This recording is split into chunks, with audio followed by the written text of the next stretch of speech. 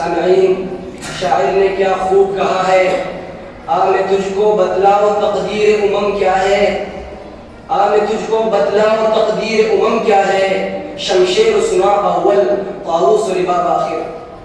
سامعین کرام، آج ہمارے اس نشست کا عنوان ہے امت مسلمہ کے زوال اور عروج کی راہ۔ سامعین کرام، امت کے زوال کے بہت سارے اسباب ہیں، جن میں سے میں آپ کے سامنے چند بیان کروں گا۔ زوال کا پہلا سبب قرآن سے دوری ہے۔ قرآن مجید میں اللہ رب العالمین فرماتا ہے وقال الرسول یا رب ان قوم اتخذوا هذا القرآن مهجورا، اور رسول کہیں گے اے میرے رب، یقیناً میرے اس قوم نے قرآن کو ترک کر دیا تھا۔ جب قرآن رہنمائی کی بجائے تعویذ، رسم یا قسم بن جائے، جب قرآن گھروں میں موجود ہو مگر دلوں میں نہ ہو، تو پھر رہنمائی کہاں سے ملے گی؟ اسی طرح دوسرا سبب سنت نبوی کو چھوڑ دینا۔ حدیث میں آتا ہے، نبی صلی اللہ علیہ وسلم کا ارشاد ہے ترکت فیکم امرین لن تضلوا ما تمسکتم بہما کتاب اللہ و سنت نبی محمد صلی اللہ علیہ وسلم۔ میں تمہیں دو چیزیں چھوڑ کر جا رہا ہوں اور تم ہرگز گمراہ نہ ہوگے جب تک تم نے ان دو چیزوں کو تاما ہو۔ وہ کیا ہے؟ اللہ کی کتاب اور نبی صلی اللہ علیہ وسلم کی سنت۔ لیکن آج کا صورتحال یہ ہے کہ سنت پر چلنے والے کو مولوی یا شدت پسند کہا جاتا ہے۔ یہ الٹ پیمانہ نہیں ہے، ایک زوال کی نشانی ہے۔ اسی طرح تیسرا سبب گناہوں میں ڈوب جانا۔ قرآن مجید میں آتا ہے وما اصابکم من مصیبت فبما کسبت ایدیکم ویعفو عن کثیر، تمہیں جو مصیبت پہنچی ہے وہ تمہارے اعمال کی وجہ سے ہے۔ اسی طرح چوتھا سبب دین کی کمی اور جہالت کی کثرت۔ حدیث میں آتا ہے ان اللہ لا يقبض العلم انتزاعا ولكن يقبض العلم بقبض العلماء، اللہ اس دین کو قبض نہیں کرے گا کہ اس کو لوگوں کے دلوں سے کھینچ لے، بلکہ علماء کے قبض ہونے سے دین کم ہوگا اور جہالت بڑھے گی۔ اسی طرح پانچواں سبب دنیا سے محبت اور موت کا خوف۔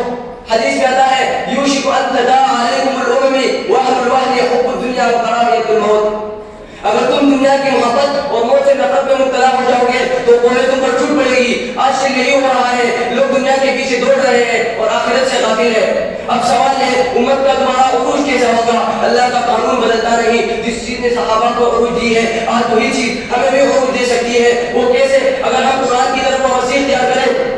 قرآن صرف پڑھنے کے لیے نہیں، عمل کرنے، سمجھنے اور معاشرے میں نافذ کرنے کے لیے نازل ہوا ہے۔ قرآن مجید میں آتا ہے ان اللہ لا یغیر ما بقوم حتی یغیروا ما بانفسہم، یقیناً اللہ اس قوم کی حالت نہیں بدلتا جو خود اپنی حالت نہ بدلے۔ اگر ہم قرآن کی اخلاق، پاکیزگی، تقویٰ اور عدل کی طرف اور حق ثابت قدمی کو اختیار کریں، اللہ ضرور مدد کرے گا۔ اسی طرح دوسرا سبب سنت پر مضبوطی سے عمل۔ حدیث میں آتا ہے نبی صلی اللہ علیہ وسلم کا ارشاد ہے علیکم بسنتی و سنت الخلفاء الراشدین المہدیین، تم پر میری سنت لازم ہے اور تم پر خلفاء راشدین کا سنت لازم ہے۔ اسی طرح تیسرا سبب اتحاد اور بھائی چارگی۔